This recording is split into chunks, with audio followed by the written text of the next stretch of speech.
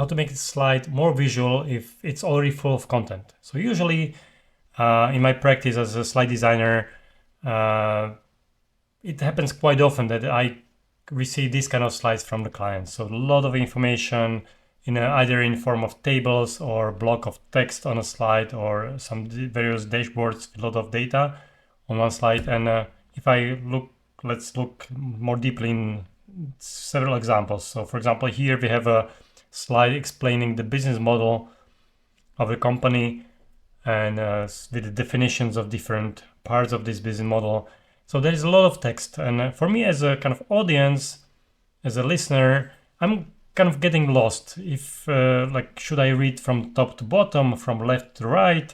So I really need kind of leading help to leading me how to read it. So either I have to rely on a presenter, or if this is a presentation which is sent to be read on a screen, then I can have a hard times understanding. So if this is, for example, webinar which you are going to present, and you risk that people will not get engaged very long. They will lose attention, they will start looking and some mobiles or Instagram.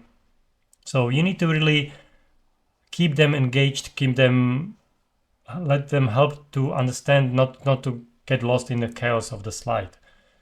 And so how to do it, I'll show you in a second. Just let me show some more examples. There's another example of this kind of overcrowded slide with a lot of information. So we have here the comparison of the business plan steps in four steps in different sections. Again, lots of information, no visible outcome. So it's hard for me to say, okay, what is the most important information, where I should start reading, what's the outcome. Similar pain could be with the dashboard slides, where you have several data charts on a slide and no clear result, no clear trend. Again, my mind will just look for some trends over here, but I'm not sure if what's the main takeaway. And on this slide, another dashboard example, I have a summary which is saying making some final points, but then it's not clear how it's linked with the data, and I really definitely need some kind of visual guide to understand it properly.